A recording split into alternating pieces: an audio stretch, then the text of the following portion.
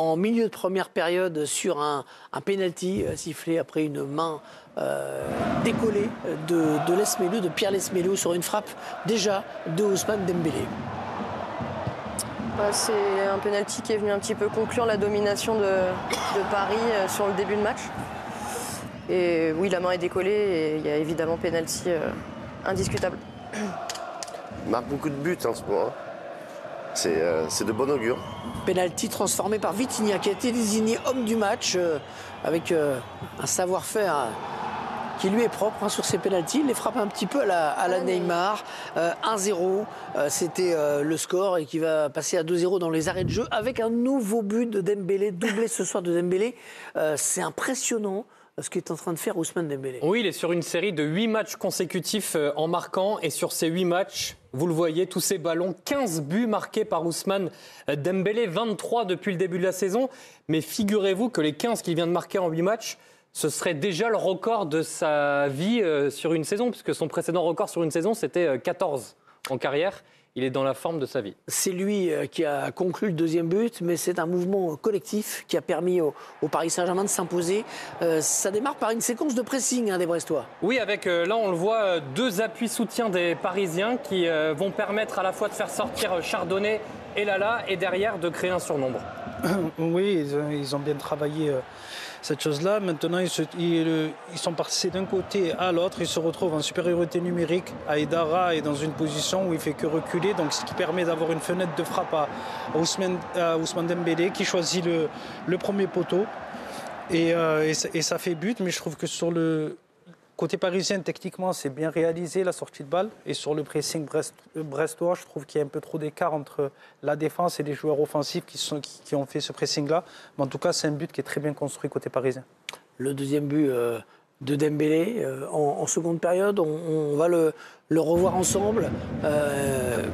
La confirmation quand même si Dembélé ce soir a raté des grosses occasions aussi, en 1 contre 1 face au gardien, mais il y a quand même la confirmation qu'il y a un joueur en confiance, il y a un joueur qui conclut mieux ses actions.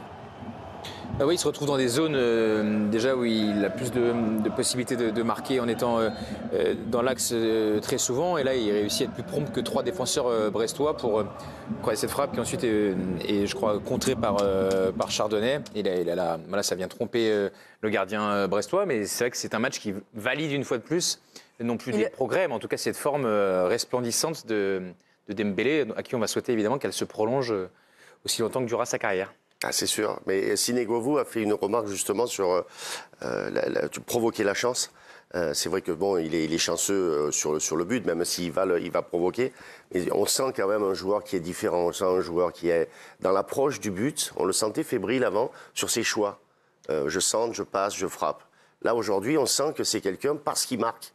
Il a justement pris cette conscience et c'est qu'il était capable de le faire. Donc la confiance, elle joue un grand rôle là. Une forme de déclic. Je vous le disais, c'est Vitinha qui a été désigné joueur de ce match. On va le retrouver, le Portugais. Il est avec Laurent Pagadelli. C'est bien parce qu'on a toujours parlé de Paris avec un tel joueur, un tel joueur, un tel joueur. Là, on peut dire Paris, c'est une équipe. C'est une vraie équipe. Ouais, à mon avis, on peut dire ça fait longtemps. Mais bien sûr, quand on a le résultat, tu peux plus dire ça, confirmer ça. Mais voilà, on est content, mais c'est pas fini. On attend Brest au parc et on sait que ça va être un match difficile parce que cette équipe lâche pas. Bravo pour bravo, tu le mérites vraiment ce soir. Merci beaucoup pour ce soir. Vitinha avec Paga. La question que j'ai envie de vous poser, mais je connais un peu la réponse, est-ce que c'est... Il n'y a pas de match retour. Est-ce que c'est cuit pour Brest? Alors, ils ont eu des occasions, on va le voir. L'air de rien, les Brestois ont frappé 3 fois le montant, ont touché plutôt 3 fois le montant. Ça, cette tête, elle est vraiment sur le montant. Pour le reste, ça va être des ballons qui vont effleurer le but et toucher les Hakimi, il y a poteau, hein. Oui, tout à fait. Mais c'est l'extérieur du poteau. Oui, je pense que ce qu'on peut dire... Là, le voici là.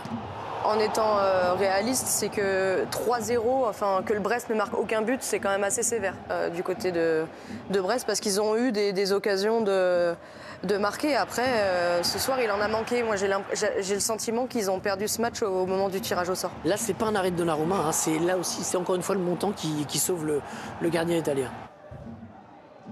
Ils auraient pu effectivement marquer au moins les Brestois. Ouais. Mais il y a des matchs en un Ligue but. des Champions où ils ont été ultra efficaces. Ça n'a pas été le cas ce soir, même si évidemment qu'il y a un écart trop important avec le Paris Saint-Germain. Qu'est-ce qu'il leur reste à faire? Prendre du plaisir au Parc des Princes, voilà, conclure cette aventure qui a été absolument magnifique. Regardez, on fait la fête d'ailleurs. Hein. Gagner au parc. Gagner au parc. Gagner au parc, ouais. Voilà, gagner au parc, même si ça ne sera pas assez pour se qualifier, mais de conclure cette épopée européenne de la plus belle des manières, parce qu'ils nous ont fait quand même... Ils nous ont régalé. Ouais, ils nous ont procuré des émotions. Alors ça, c'est pas du tout... Ça, c'est à Manchester. Non, ça marche. Non, c'est pas au Roudourou. Je suis en train de dire, c'est la fête, il faut fêter ça, on me dit rien. Voilà, donc oui, effectivement. Là, je vois bien On que c'est l'avait pas le compris quand Roudourou. même.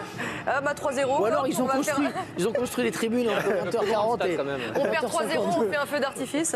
Bon, écoutez, on verra les images de Brest PSG tout à l'heure. Vous avez basculé déjà sur ce rendez-vous qui nous attend sur ce City Real. Qu'est-ce que vous en attendez, Samir? Vous avez peur ou pas, vous supporters de City? Il n'a pas anciens l'air en joueurs de confiance. Hein. Non, j'ai pas peur. Non, j'ai pas peur. Je me dis que voilà, c'est l'endroit et c'est le moment idéal pour ces joueurs, pour les joueurs de Manchester City de se réveiller. Il y a aussi un Real Madrid qui est amoindri, avec une défense qui est complètement forfait. Donc c'est aujourd'hui, s'ils veulent lancer leur saison, c'est aujourd'hui qu'ils doivent faire quelque chose. La win probability dit 45, 24, 31. 45% de